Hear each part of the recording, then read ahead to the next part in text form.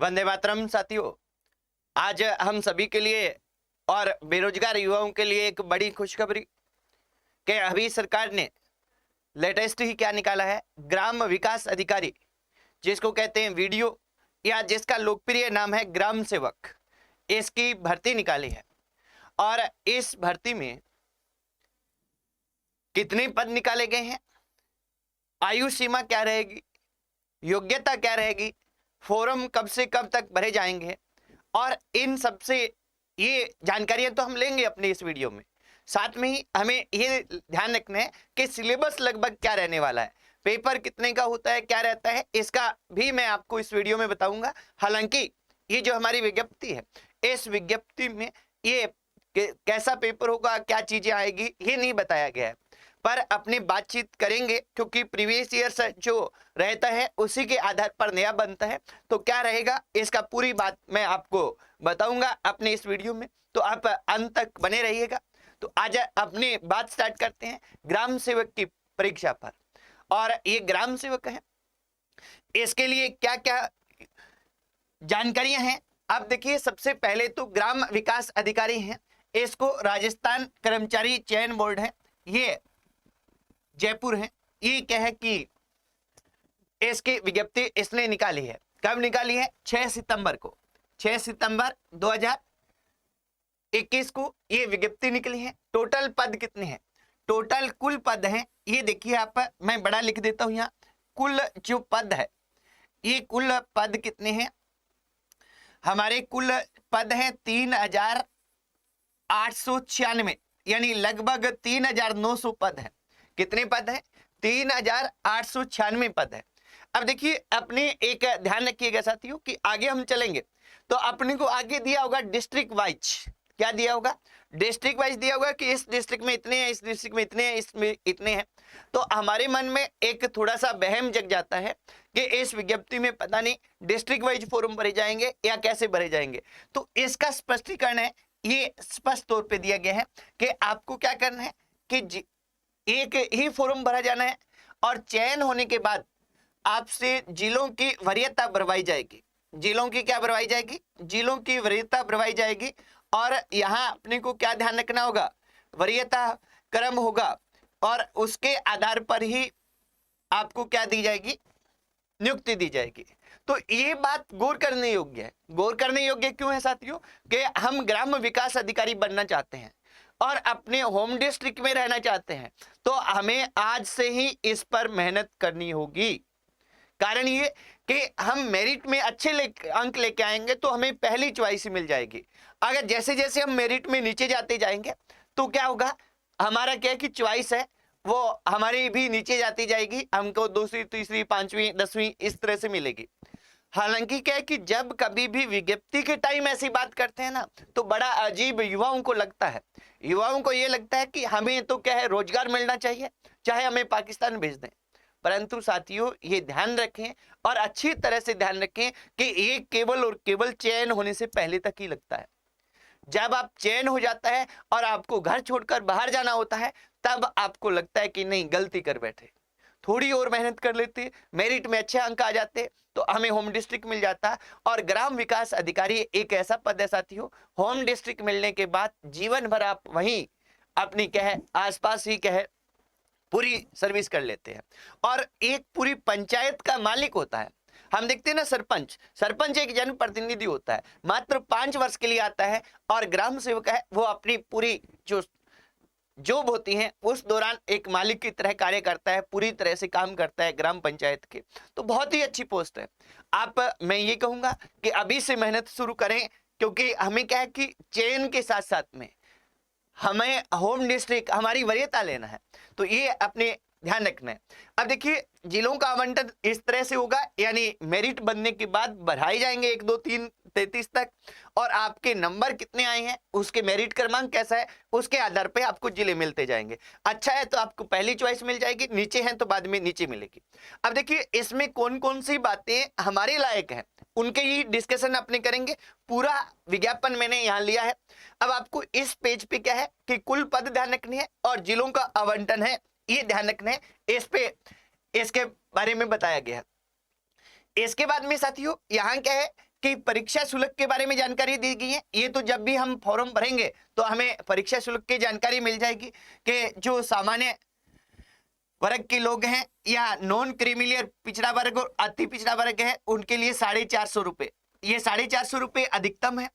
पिछड़ा वर्ग और अति पिछड़ा वर्ग और ईडब्ल्यूएस है उनके लिए 350 रुपये, और SC ST और विशेष योग्यजन के लिए क्या है 250 रुपये परीक्षा शुल्क इसमें रखा गया है। ये कोई ज्यादा मायने नहीं रखता, हमें क्या जानकारी रखनी है वो आप ध्यान रखिए। ये डिस्ट्रिक्ट वाइज इसका विभाजन दिया गया है कि किस जिले में कितने पद है, और इसका जो विस्तृत विज्ञापन है वो आपको मिल ही गया होगा। सोशल मीडिया आजकल बहुत एक्टिव है, फिर भी हमारे टेलीग्राम चैनल पर ये आप उपलब्ध है। टेलीग्राम चैनल को आप ज्वाइन कर लें, स्क्रीन पे दिख रहा है। और टेलीग्राम चैनल के बारे में मैं थोड़ा सा ये बता दूं यहाँ कि हमारे टेलीग्राम चैनल का नाम क्या है, उग्रसेन सिहाग असिस्टेंट प्रोफेसर है। और इस चैनल को आप जब ज्वाइन कर लेंगे तो आपको क्या होगा कि प्रतिदिन आपको टेस्ट सीरीज मिलेगी टॉपिक वाइज। पहले दिन आपका टॉपिक डाल दिया जाएगा राजस्थान जीके के, अगले दिन 10 क्वेश्चन 9 बजे राइट 9 बजे आपको इस पे मिलेंगे। आज से ही तैयारी शुरू करनी है तो टेलीग्राम चैनल ज्वाइन करके और उससे जुड़ जाए। ऐसे ही आने वाले दिनों में हम हिंदी वगैरह भी शुरू करेंगे। अभी राजस्थान जीके चल रहा है, मनोविज्ञान चल रहा है और इतिहास चल रहा है। इतिहास भी आपके आता है तो ये जो पोर्शन आपसे संबंधित है आप इसे ज्वाइन करके और अपनी नियमितता दे सकते हैं। ये ठीक है, ये डिस्ट्रिक्ट वाइज इसका विभाजन है। इसके बाद में देखिए साथियों, अपने को क्या ध्यान रखने वाली बात है, यहाँ अपनी सामान्य जानकारी इस सभी में बताई गई है कि कौन सा क्या होगा। अपनी जो महत्वपूर्ण बात अपने लिए है उन पे मैं आके रुकूंगा और उस पे बात करूंगा। अब देखिए वेतनमान में इसका पे मैट्रिक्स 6, कौन सा पे मैट्रिक्स 6 होता है, ये पे मैट्रिक्स लेवल कौन सा 6 है। इसके अनुसार जो 7वां वेतन आयोग है इसमें पे मैट्रिक्स 6 है, ये रहता है। अब देखिए शैक्षणिक योग्यता, ये सबसे महत्वपूर्ण है। क्या है, ये सबसे महत्वपूर्ण है कि शैक्षणिक योग्यता क्या होनी चाहिए। तो शैक्षणिक योग्यता है वो ग्राम सेवक के पद के लिए क्या है, ये आप अच्छी तरह से सुने, इसको अच्छी तरह से आपको सुनना है। क्या है, एक तो आप स्नातक होनी चाहिए। क्या होनी चाहिए, स्नातक प्लस RSCIT का डिप्लोमा कंप्यूटर का आपका होना चाहिए। अगर मान लें कि ये नहीं है तो कंप्यूटर में आपका ऐसा डिप्लोमा होना चाहिए जो इससे उच्च श्रेणी का हो। RSCIT से कंप्यूटर में अगर कोई और डिप्लोमा आपके पास उच्च श्रेणी का है तो RSCIT की आवश्यकता नहीं है। अगर और कुछ भी नहीं है आपके पास कंप्यूटर का डिप्लोमा तो आपकी RSCIT होनी अनिवार्य है। एक बात तो ये है। दूसरी क्या है, स्नातक आपका होना चाहिए। अब यहाँ एक चीज और गौर से सुनिएगा, गौर से ये सुनना है कि जो फॉर्म भरेंगे वो अंतिम वर्ष वाले विद्यार्थी भी भर सकते हैं। कौन भर सकते हैं, अंतिम वर्ष वाले विद्यार्थी हैं, ये भी फॉर्म भर सकते हैं। परंतु शर्त ये है कि परीक्षा से पूर्व, कब, जो आप अंतिम वर्ष में है, स्नातक अंतिम वर्ष में है या RSCIT आपका चल रहा है या कंप्यूटर का कोई डिप्लोमा चल रहा है, तो परीक्षा से पूर्व यानी परीक्षा जिस दिन होगी उस परीक्षा से पूर्व आपका परिणाम आया हुआ होना चाहिए, यानी आपके पास वो योग्यता होनी चाहिए।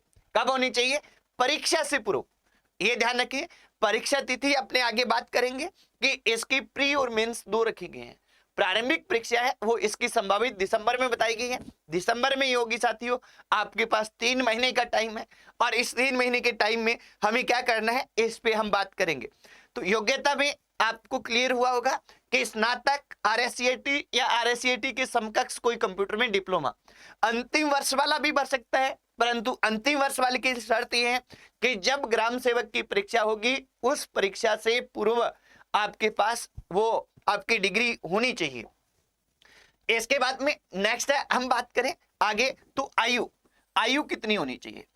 तो आयु है, इसके लिए क्या है, न्यूनतम आयु है। ये आप गौर कीजिएगा अच्छे से क्योंकि इसमें कई लोग बाहर होते हैं। न्यूनतम आयु आपकी 18 वर्ष होनी चाहिए। और अधिकतम कितनी होनी चाहिए, अधिकतम राजस्थान में सभी प्रतियोगी परीक्षाओं के लिए कितनी होती हैं, 40 होती है, 40 वर्ष, पर इसके लिए कितनी है, इसके लिए 43 वर्ष है। 43 वर्ष क्यों है, अधिकतम कितनी है, 43 वर्ष है। 43 वर्ष क्यों है साथियों, क्योंकि ये अधिकतम आयु ये होगी, कितनी होगी, 43 वर्ष होगी। 43 वर्ष क्यों है, क्योंकि 2016 के बाद में कोई भी विज्ञप्ति नहीं आई है, और इस विज्ञप्ति में स्पष्ट तौर पे लिखा हुआ है, क्या लिखा हुआ है, इस विज्ञप्ति में स्पष्ट तौर पे लिखा हुआ है, ये लिखा हुआ है कि ग्राम विकास अधिकारी भर्ती का आयोजन वर्ष 2016 के बाद नहीं होने के कारण समस्त आवेदकों को अधिकतम आयु में 3 वर्ष की छूट दी जाएगी। कितने साल की, 3 साल की। अधिकतम आयु में हमेशा ही छूट होती है, न्यूनतम में नहीं होती। तो 18 वर्ष आपने आयु आपकी है, कब 18 वर्ष आयु कब होगी, ये आयु की गणना कब है, 1 जनवरी 2022 है साथियों। 1 जनवरी 2022 को कितनी आयु होनी चाहिए, 1 जनवरी 2022 को आयु होनी चाहिए, वो होनी चाहिए 18 वर्ष। कितनी होनी चाहिए, 1 जनवरी 2022 को आयु आपकी कितनी होनी चाहिए, 18 वर्ष होनी चाहिए।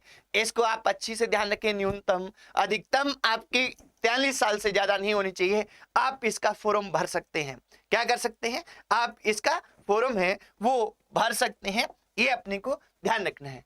इसके बाद में ये ऑनलाइन आवेदन की तारीख, ऑनलाइन आवेदन आपको कब से कब करना है, ऑनलाइन आवेदन, ये ऑनलाइन आवेदन कब से कब होगा, ये आप ध्यान रखिएगा। इसमें क्या करना है, ऑनलाइन जो आवेदन है ये आपका 10 सितंबर 2021 को प्रारंभ होंगे, और 10 सितंबर 2021 से लेकर आगे 9 अक्टूबर 9/10/2021 तक हैं। यानी 10 सितंबर से लेकर 9/10 तक ये फॉर्म भरे जाएंगे। साथियों, मैं आपको सुझाव दूंगा कि अगर आप योग्य हैं, एलिजिबल है, आपको इसका फॉर्म भरना है, इसकी तैयारी करनी है, तो तुरंत आपको 10 सितंबर से ही फॉर्म भर देना चाहिए। कभी भी अंतिम जो डेट होती है उसका इंतजार नहीं करना चाहिए, नंबर 1।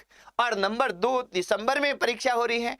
अगर इतना अच्छा पद एक ग्राम पंचायत का पूरा प्रशासनिक अधिकारी होता है, एक मालिक होता है, उसकी आपको नौकरी प्राप्त करनी है, तो आपको आज से ही तैयारी शुरू कर देनी चाहिए। अब किसकी करनी चाहिए, अभी अपनी बात करेंगे, पहले और सामान्य बातें अपनी कर लेते हैं। अब देखिए, परीक्षा का आयोजन ग्राम विकास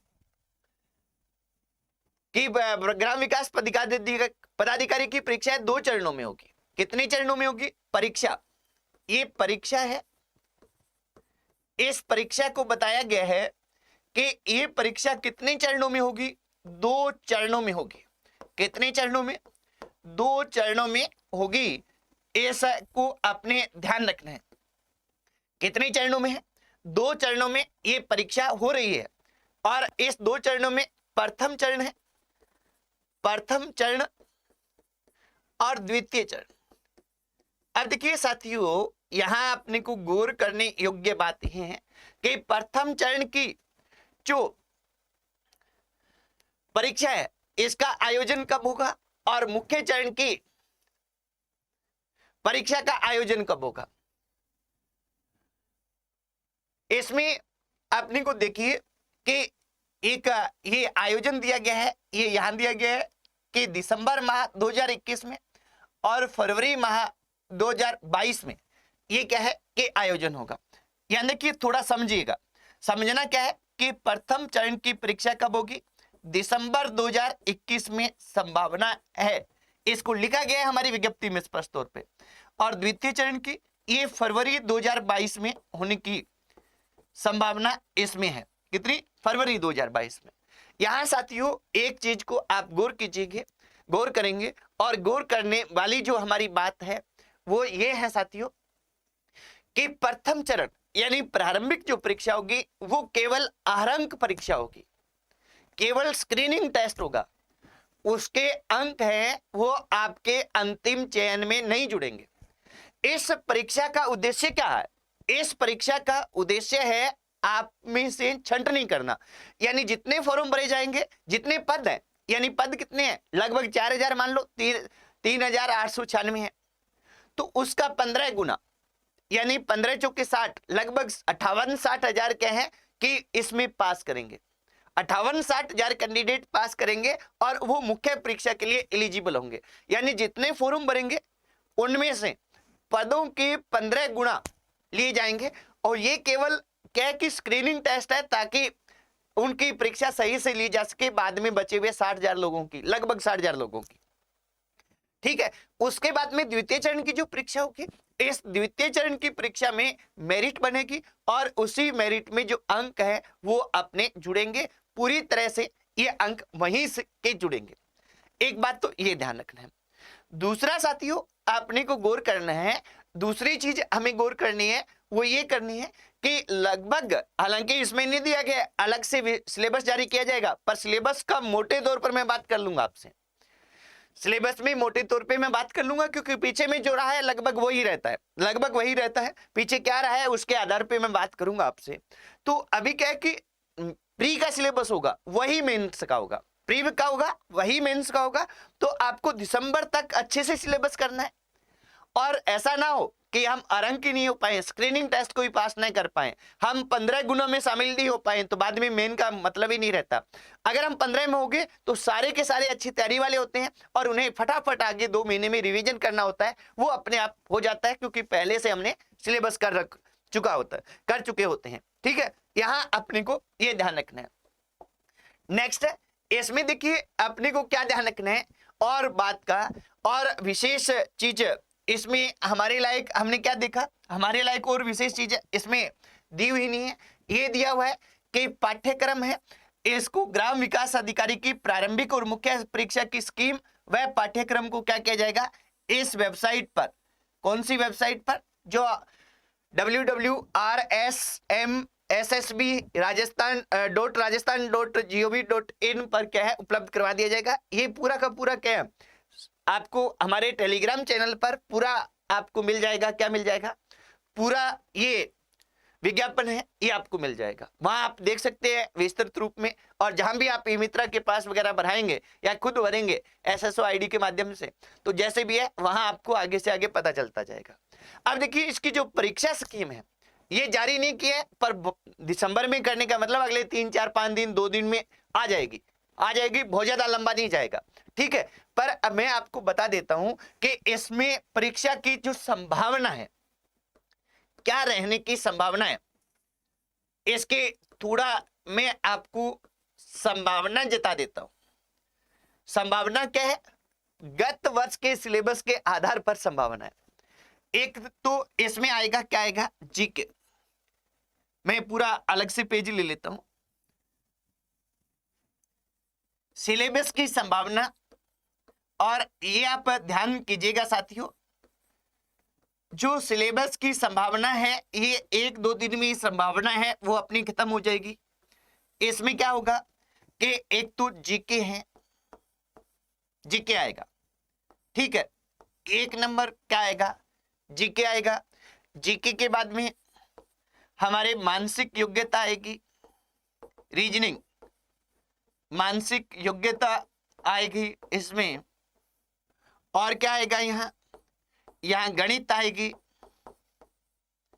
और क्या आएगा, और हिंदी आएगी। और क्या आएगा, अंग्रेजी आएगी। और क्या आएगा, कंप्यूटर आएगा। क्या आएगा, कंप्यूटर आएगा। अब देखिए यहां हमारे क्या आएगा, जीके में करंट अफेयर्स आएगा, करंट जीके आएगा, एक बात। दूसरा इसमें क्या आएगा, भूगोल आएगा। इसमें अर्थव्यवस्था आएगी, क्या आएगी, अर्थव्यवस्था आएगी। और इसमें इतिहास आएगा व राज्य व्यवस्था आएगी। अब देखिए यहां एक चीज ध्यान करनी है कि करंट जीके है ये राजस्थान का आएगा, भारत का आएगा, वह विश्व का आएगा। भूगोल है इसमें भी सेम रहेगा, हालांकि देखिए भारत का एक ही टॉपिक है, विश्व भी थोड़ा सा है। मोस्टली कौन सा है, राजस्थान है, पर तीनों के टॉपिक किसमें दिए गए हैं, अर्थव्यवस्था में। यहाँ इसके बाद ये नहीं आएगा, इसके बाद ये नहीं आएगा। अर्थव्यवस्था में राजस्थान आएगा, भारत के कुछ टॉपिक आएंगे। इतिहास में राजस्थान आएगा, नाम मात्र का टॉपिक आएगा भारत का। राज्य व्यवस्था में राजस्थान आएगा, ये नहीं आएगा। क्या नहीं आएगा, ये नहीं आएगा। तो राज्य व्यवस्था में यानी भारतीय संविधान नहीं आएगा, राजस्थान की राज्य व्यवस्था आएगी। तो ये जीके का लगभग पीछे का जो सिलेबस है वो ये है। तो इससे एक अनुमान लगता है कि लगभग वही रहने की संभावना है, थोड़ा इधर उधर हो सकता है, वो अपने को पता चल जाएगा जब साइट पे आएगा। ये जीके वाला पोर्शन है, यही इसमें बड़ा है।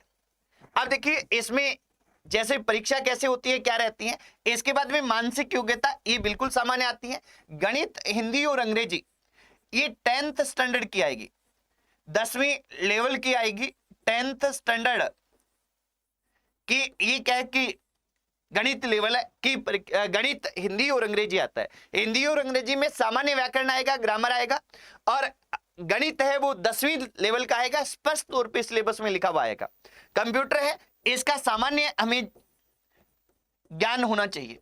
क्या होना चाहिए, सामान्य बेसिक ज्ञान होना चाहिए, सामान्य ज्ञान होना चाहिए, आधारभूत ज्ञान होना चाहिए। RSCET कर रखा है तो ये होगा, बाकी कंप्यूटर हर जगह अभी आ रहा है तो ये आएगा। तो यहाँ क्या है कि कौन से पोर्शन में ये नीचे वाले अंकदायी बहुत होते हैं, मैं पूरी रणनीति लेके आऊंगा। जब भी 1-2 दिन में सिलेबस आ जाएगा, उसके बाद ग्राम सेवक की पूरी रणनीति लेके आऊंगा कि कौन सा टॉपिक कहां से पढ़ना है, किस पे हमें गौर करना है, किस पे बहुत अधिक जोर देना है, ताकि क्या है कि हम बहुत अच्छे से कर पाए। तो ये अपने को ध्यान रखना है। यहाँ क्या कि अपने कौन सा टॉपिक कितना रहने वाला है, इसकी पूरी डिटेल आगे वाले वीडियो में मैं लेके आऊंगा। लगभग परीक्षा अवधि की भी बात कर लेता हूं। परीक्षा स्कीम क्या होती है, परीक्षा पैटर्न क्या होता है। परीक्षा स्कीम जो पीछे की है उसके आधार पे मैं आपको बता दूं कि इसमें कुल अंक होते हैं, अधिकतम अंक